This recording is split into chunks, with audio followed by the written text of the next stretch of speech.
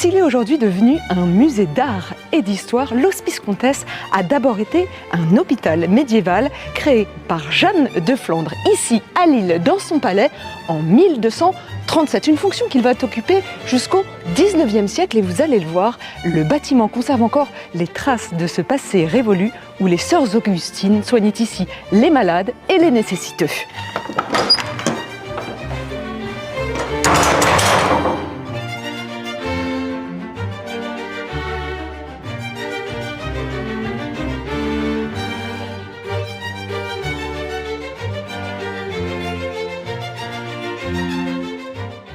Et puisque l'hospice était tenu par des religieuses, pas étonnant qu'il y ait cette magnifique chapelle. Une chapelle et une salle des malades, dont on voit ici la très belle voûte en bois qui offre l'impression d'une coque de bateau inversée qui nous vient du XVIIe siècle. Cette grande salle des malades est aujourd'hui une salle d'exposition temporaire. Mais à quoi ça ressemblait jadis? Ça ressemblait à un bel hôpital, une nef unique, des soins de part et d'autre, des alcôves, des lits pour les malades, jusqu'à une centaine parfois réunis ici même. Cet espace en hauteur, il est exactement situé entre la salle des malades et la chapelle. Ça s'appelle le jubé.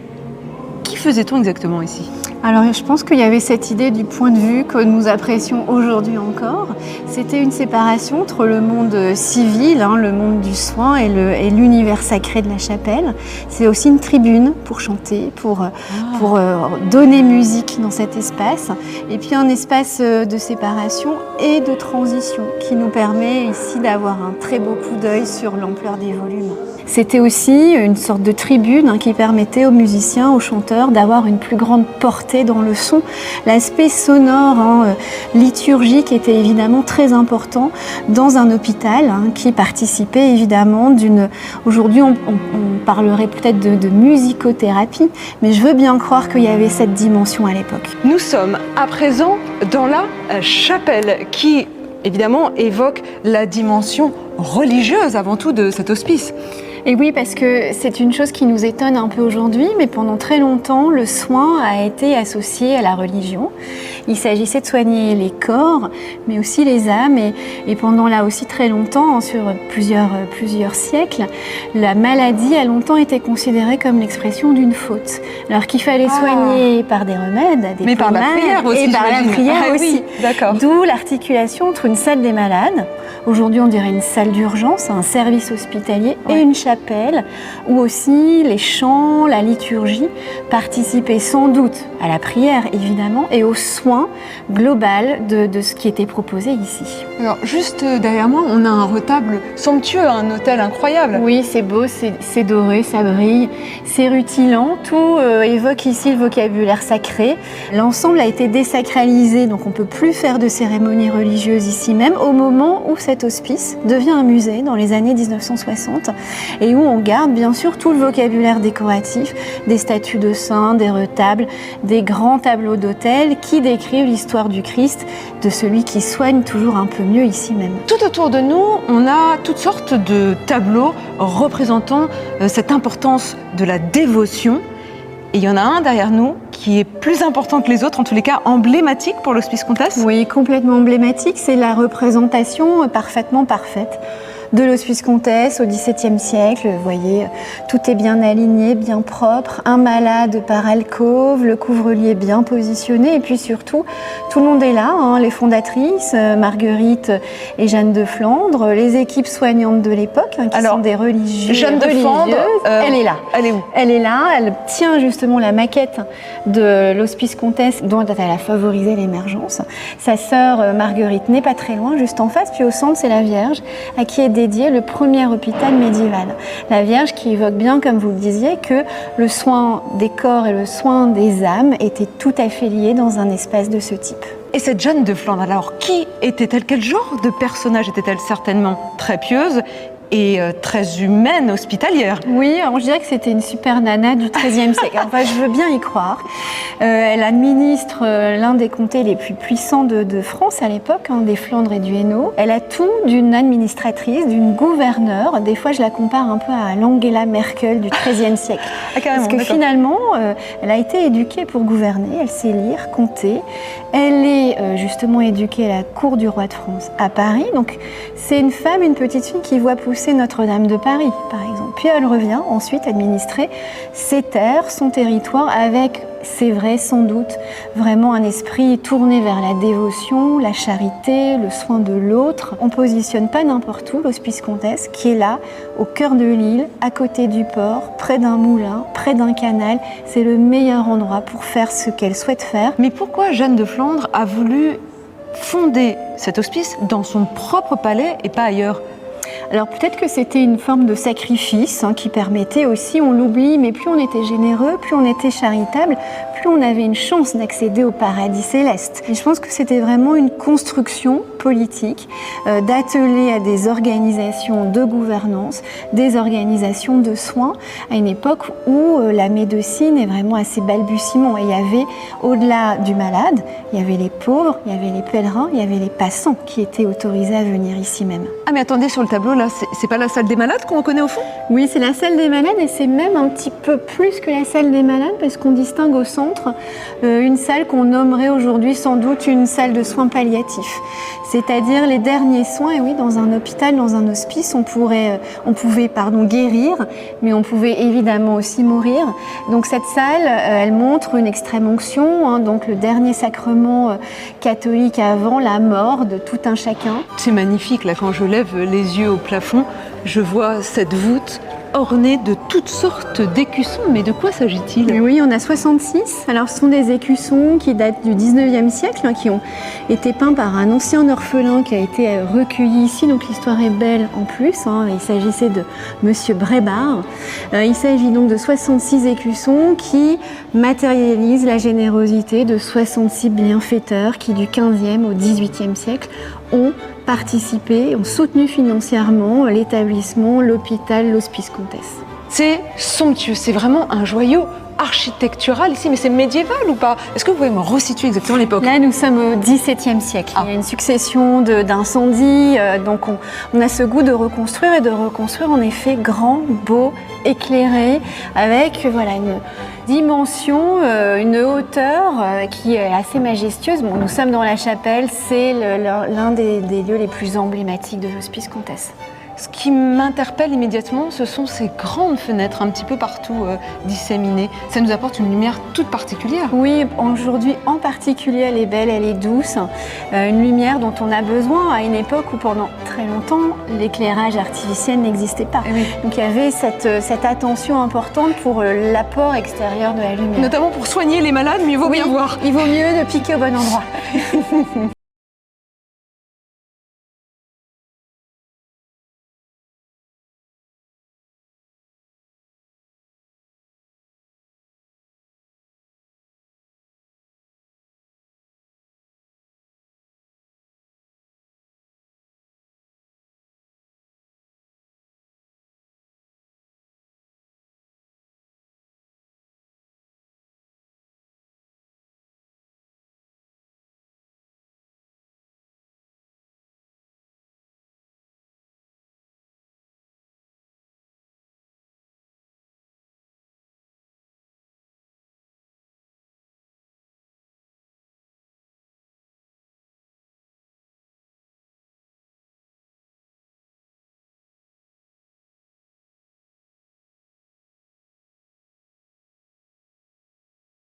Fait comprendre aussi que l'île était une île. Mais cette eau qui s'écoulait ici, à qui servait-elle? Uniquement à l'hospice? À l'hospice et à toute la ville, puisque l'île était une île, qu'il fallait vraiment drainer les terres. Donc au tout début, ces canaux, ce sont des canaux de drainage. Et puis après, de petites embarcations, un peu comme à Bruges aujourd'hui, on peut avoir cette vision. Donc une eau publique, si je puis dire, et qui servait à alimenter aussi le moulin de l'Hospice Comtesse. Mais il reste encore des vestiges de ce moulin? Il reste une façade un peu énigmatique pour les Lillois et les visiteurs d'un jour ou de toujours à découvrir rue de la Monnaie, quelque part. Ça devient un super jeu de piste. Alors si vous avez l'occasion de faire un détour du côté de cette Hospice Comtesse, essayez de trouver ces vestiges. Vous allez voir, vous allez en avoir plein les yeux. C'est autour du numéro 30. Je vous dis pas plus de renseignements que ça. 30 de la rue Monnaie, à vous de jouer. Mais dites-moi, est-ce que des hospices comme celui-ci, au Moyen-Âge, il y en avait beaucoup? Alors il y en avait un certain nombre. C'est vrai qu'au XIIe, XIIIe siècle, on voit que ça se développe beaucoup. Par exemple, à Lille, il y avait aussi l'hospice Gantois, qui est près de la mairie actuelle. Ici, c'était dédié aux hommes plutôt. Et c'est vrai que tout était équipé pour l'accueil des pèlerins et des mendiants, des nécessiteux. Il y avait un puits, il y avait vraiment cet accueil. Quand je regarde toute cette architecture autour de moi, je m'étonne parce que c'est très différent de part et d'autre, tant au niveau des couleurs que de l'architecture. Oui, alors effectivement, les bâtiments ne datent pas tous de la même période. Celui-ci date du XVe siècle, les autres du XVIIe, XVIIIe siècle. Il y a eu toute une suite de constructions, y compris liées à des incendies qui ont ravagé les établissements précédents. Et ces couleurs, c'est vraiment la couleur de la pierre lilloise, ce rouge, ce jaune. Exactement, c'est vraiment la couleur de la brique, du grès. C'est caractéristique vraiment de cette architecture flamande de l'époque. Mais à partir de quel moment cet hospice Comtesse est devenu un musée d'art et d'histoire? Alors exactement en 1962. Et pourquoi? C'était l'époque où on développait beaucoup les musées d'histoire et d'ethnographie. Donc c'est à cette période qu'on a trouvé pertinent d'ouvrir ce musée qui est devenu le musée d'histoire de la ville. Et du coup, ça a été une rupture. L'hôpital, c'était fini à cette époque-là? Oui, alors l'hôpital a fini vers 1940-1949 et effectivement, les bâtiments ont été réaffectés à une fonction muséale. Alors, autour de nous, ça ressemble en fait à une maison du XVIIe siècle flamande.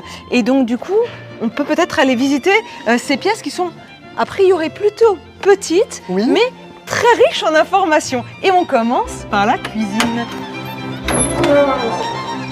Dans cette cuisine, les sœurs opéraient, préparaient les repas pour une centaine de malades, c'est ça? Absolument, les sœurs Augustines faisaient cuire, découper la nourriture, enfin préparer tous ces repas effectivement pour les malades et les pèlerins qu'elles accueillaient ici. Moi, ce qui me surprend, c'est tous ces carreaux de faïence autour de nous. Il y en a 4500, effectivement, et ils sont magnifiques, ils sont inspirés de Delft. Merci, ils sont fabriqués ici à Lille. Et c'est vrai que si vous les regardez bien, vous voyez qu'ils sont tous différents. Alors il y a plusieurs thèmes, il y a des thèmes des pastorales, des petites scènes un peu bucoliques. Enfin, c'est vraiment, on ne s'en lasse pas des petits personnages des villages, et c'est vrai que ça plonge complètement dans cette période. Mais là, dites-moi, c'est un petit peu grivois. Et oui, dans les recoins, on voit un petit peu une petite poitrine dénudée, Oui. Des petites choses un petit peu... Mais c'était un peu coquin pour des religieuses. un petit peu grivois, il fallait bien se changer les idées. Il y avait des plats particuliers pour les malades qui étaient préparés ici à cette époque? Oui, on sait que par exemple dans les fumoirs, on mettait à fumer du poisson, de la viande, donc on préparait vraiment des repas les plus complets possibles. Les fumoirs, c'est ces deux grandes portes là en hauteur? Exactement, Ouais. c'est les portes, vous voyez, c'est au-dessus de la cheminée, Ouais. donc ça permettait aux aliments d'être conservés puis de prendre ce petit goût de fumée. Pas si désagréable. bien. La cheminée, elle est quand même très très impressionnante là. Et oui, c'était vraiment à la fois un lieu de chaleur et puis de cuisine. Imaginez, pour tous ces malades, il fallait vraiment de la quantité aussi de préparation chaque jour. Alors là, ce réfectoire est tout à fait impressionnant par la taille des tables, c'est gigantesque. C'est là que les sœurs se réunissaient pour manger? Absolument, c'est là qu'elles prenaient leur repas, dans ce réfectoire. Mais j'imagine que ça devait être extrêmement bruyant à table ici. Eh bien au contraire, c'était complètement silencieux. Elles devaient manger en silence. Ah, et il n'y avait pas une des sœurs qui lisait? Si, alors la prieure faisait la lecture pendant que toutes les sœurs Augustines mangeaient, effectivement. D'accord. Et là, je regarde tout ce mobilier aussi autour de moi. C'est somptueux, c'est du mobilier typiquement flamand, d'une époque particulière? Exactement, c'est du mobilier typiquement flamand du XVIIe, XVIIIe siècle. Et vous voyez également la statue de Saint-Augustin, puisque les Augustines étaient un ordre qui venait de Saint-Augustin. D'accord. Et là, cette cheminée immense, rehaussée d'un tableau avec un cadre en bois finement sculpté, avec quelle vocation particulière? La cheminée était importante pour que tout le monde soit bien chauffé en hiver, et puis j'imagine que ça apportait un peu de lumière aussi pour voir ce qu'on mangeait dans son assiette. D'accord. Ah, mais je vois qu'il y a une pharmacie extrêmement complète là pour l'époque. Absolument, on était vraiment dans un lieu qui crée ses propres soins. Vous voyez d'ailleurs les Augustines qui se prennent une leçon pour apprendre à créer des onguents, des remèdes. Et elles faisaient pousser des plantes dans le jardin médicinal en extérieur. Et ensuite, elles fabriquaient elles-mêmes différents remèdes. Le thériaque, en fait, c'était composé de pas moins de 50 plantes. Oh là là, et ça guérissait quoi? Ça guérissait, je pense, à peu près tout. D'accord. Ok, je vois qu'on a hâte de la chicorée comme ce qu'on voit aujourd'hui dans le Nord. Et bien voilà, la chicorée, c'est vrai que le chicon, c'est quelque chose qui est très implanté ici. Donc la chicorée, pareil, je pense que c'est bon pour tout. Et là, cette table, à quoi sert-elle? Je vois qu'il y a plein d'ingrédients. Je reconnais de la cannelle, Qu'est-ce que c'est? Alors là, c'est tout un dispositif de médiation qui parle à tous les sens. Ça, c'est des choses à sentir. Ça permet vraiment aux gens de comprendre mieux ce que c'était que ces remèdes, depuis l'Antiquité jusqu'à ces Augustines, qui utilisaient des ingrédients naturels. Ça sent divinement bon. Et c'est dur de savoir de quoi il s'agit, c'est comme un jeu en fait. Exactement, on a de la lavande, on a plusieurs choses. De la cannelle là, très fort. De la cannelle, absolument. Là, de la menthe poivrée. Oui, ah absolument. Oui, c'est amusant, d'accord, ok. Et là, cette grande tablette, elle est tactile? Oui, absolument. Qu'est-ce que c'est le saccharoliseur? Alors le saccharoliseur servait à créer des sirops. Ah, contre la toux, j'imagine. Par exemple, exactement. D'accord. Et là-bas, on a toutes sortes de pots, on y mettait quoi? Eh bien, des onguents, on utilisait celui-ci en particulier, c'était pour la chicorée. La chevrette, utilisée comme laxatif et comme vermifuge. On a sollicité notre odorat, mais on sollicite aussi ici notre toucher. On peut sentir les peaux, le mortier, c'est ça? Absolument. Le mortier était ce qui était utilisé pour concasser les plantes et en faire des onguents, des produits de guérison. Et puis la bouteille, pareil, c'est un contenant pour des liqueurs, des sirops et autres remèdes. Et puis là, je vois que c'est écrit en braille également? Exactement. En fait, pour les publics non et malvoyants, on peut lire, c'est en relief et en braille, du coup, pour qu'ils sachent de quoi il est question. Voici le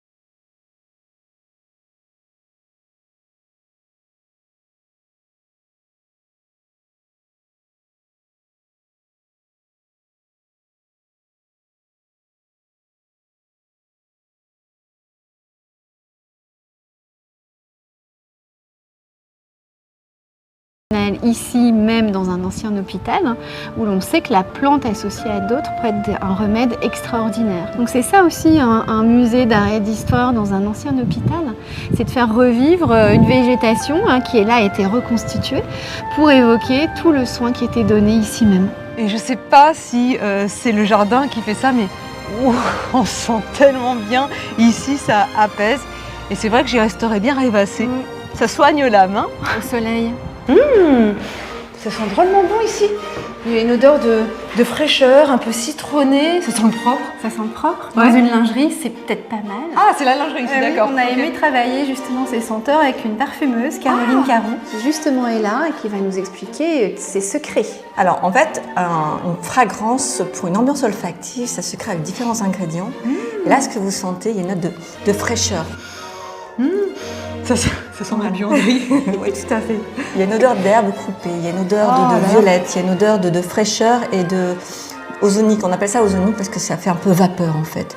Qui fait référence au pressoir justement que vous avez juste derrière vous. Mais là, si je ferme les yeux et que j'imagine ce pressoir en action avec les femmes qui sont en train de laver tout le linge, et ben, ça prend tout son sens parce que le parfum nous met dedans. En fait, c'est formidable parce que l'imaginaire est super sollicité et renforcé grâce à ces parfums. Tout à fait. Et il y a chaque pièce avec un parfum ici?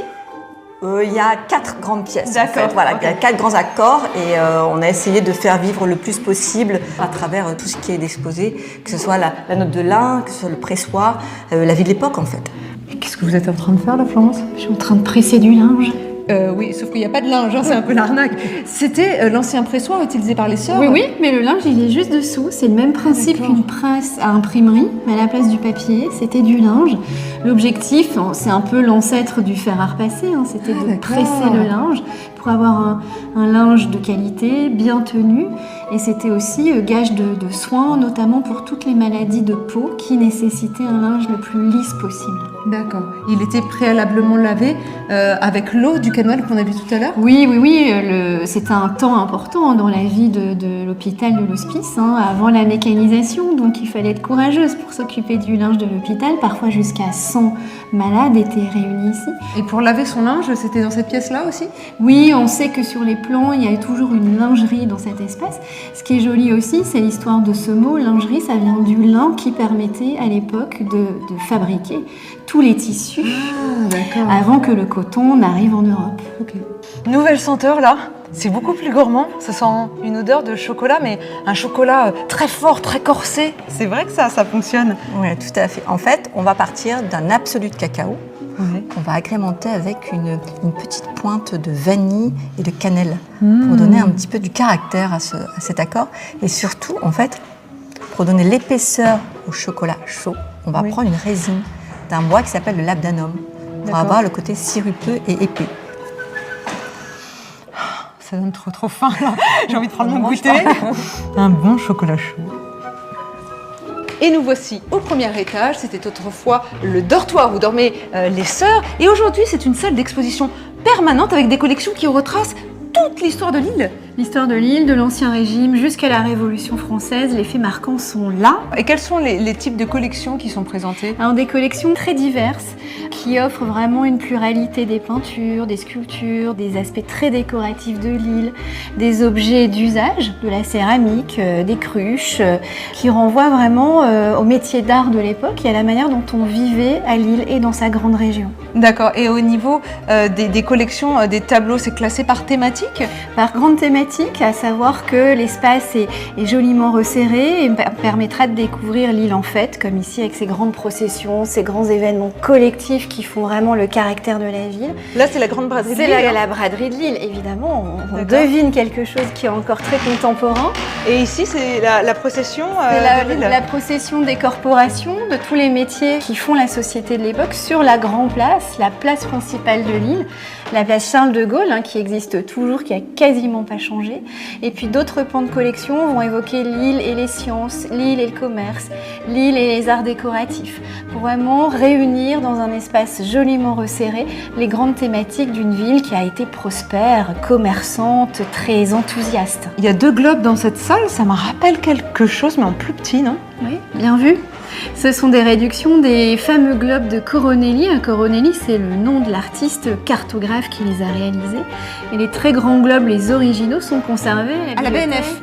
C'est nationale de France à Paris, site François Mitterrand. Et donc nous avons la chance de conserver 2 réductions. C'est rare d'avoir le terrestre ici devant nous et le céleste qui fixe le ciel et les astres le jour de la naissance de Louis XIV. Et comment voyait-on le monde sous Louis XIV? Alors on le voyait depuis son continent à soi. Aujourd'hui on en voit Il n'y avait que la France en fait. Il y avait en tout cas le regard de l'Europe sur des terres qu'on voulait conquérir et c'est ce qui est décrit dans cette grande histoire de la géographie. La manière dont on envisageait l'autre, les matières premières de l'autre aussi. Donc c'est cette histoire-là qui peut être décrite avec une évolution de la cartographie. On oublie que ces globes ont été réalisés avant que l'homme fasse l'expérience de l'altitude. Et pourtant, il y a des choses très précises. Et puis d'autres terres ou continents ou pays qui sont à l'aube d'une cartographie très fine. Donc c'est un voyage qui permet aussi d'évoquer dans cette partie du musée toutes ces matières premières dont on a tant rêvé, du thé, du poivre, des épices, du chocolat. Et alors le ciel, comment le voyait-on sous Louis XIV? Alors on le voyait différemment d'aujourd'hui. Ça demande souvent une grande culture scientifique puisque la perception des astres et la connaissance de l'alignement des planètes, tout cela a beaucoup évolué. Ce qui est beau dans ce globe dit céleste, c'est qu'il fixe le ciel le jour de la naissance de Louis XIV. C'était avant d'être un grand roi, là il est à l'aube de son règne. C'est aussi un enfant qui naît 20 ans après le mariage de ses parents. Donc c'est un cadeau de Dieu. Et donc le ciel est fixé le jour de sa naissance grâce à ce globe. Alors là, c'est une chance exceptionnelle qui s'offre à nous. Nous allons pouvoir accéder à la charpente de l'hospice. Et là-haut, il y a ce qu'on appelle la guette. Je vous emmène. C'est vraiment extraordinaire parce qu'habituellement, le grand public n'y a évidemment pas accès. Pas étonnant, vu la difficulté pour y monter. Oh là là, c'est de plus en plus étroit. Allez Florence, j'atteins les dernières marches là. La récompense est belle. Alors la récompense est très très belle, c'est magnifique. On a une forêt, une charpente avec un entrelacement de poutres fascinants. Là ça date de quelle époque? Là ça date du 15e siècle, donc nous sommes vraiment dans les entrailles très vieilles dames. Peu d'architecture de cette qualité ont subsisté dans les Hauts-de-France où il y a eu beaucoup de conflits armés. On devine la voûte qui est tout près de nous, qui paraît d'une minceur extraordinaire et qu'on retrouve bien de l'autre côté dans l'ancienne salle des malades. Oh là là. Oh, et puis là-bas, qu'est-ce que c'est? Ah, puis ça monte encore! C'est plus lumineux, mais où est-ce que ça va? C'est plus récent. Donc là, nous sommes dans une partie reconstituée dans les années 2010, grâce à l'action d'Étienne Poncelet, qui a œuvré en tant qu'architecte des monuments historiques pour reconstituer cette tour, cette guette qui montait à la silhouette de l'Hospice Comtesse. Donc là, on a une verticalité magnifique. Dernière marche. Oh, et ça y est! Mais le spectacle est admirable. Nous sommes au sommet de l'hospice. Comtesse, on peut pas aller plus haut. Non, on peut pas aller plus haut. 36 mètres de hauteur, c'est l'un des points culminants du Vieux-Lille avec le palais de justice qu'on devine pas très loin. Donc c'est une guette qui a été reconstruite dans les années 2010 pour redonner cette verticalité à l'Hospice Comtesse et à l'ancienne salle des malades. Ça permet une très très belle vue. Je crois qu'on va devoir nous aider pour ouvrir les entrailles. C'est dangereux, c'est ça? La perspective est plongeante. C'est formidable, ce point de vue. Venez voir. Point de vue sur les toitures d'ardoise, on apprécie la pente importante et puis la courbe. C'est vertigineux quand même, Pas mal, c'est impressionnant. Et ici, on appelle ça une guette parce que c'est d'ici qu'on surveillait tout l'île, Oui. c'est ça? Ça vient vraiment du verbe guetter, d'avoir un regard panoramique sur le territoire environnant parce que voilà, c'était la manière de surveiller à l'époque. Si vous souhaitez à votre tour connaître tous les secrets de l'Hospice Comtesse, sachez qu'il est ouvert toute l'année, exception faite de certains jours fériés, le lundi de 14h à 18h, du mercredi au dimanche de 10h à 18h. L'entrée est à 7 €, à 5 € en tarif réduit et puis elle est gratuite pour les moins de 12 ans.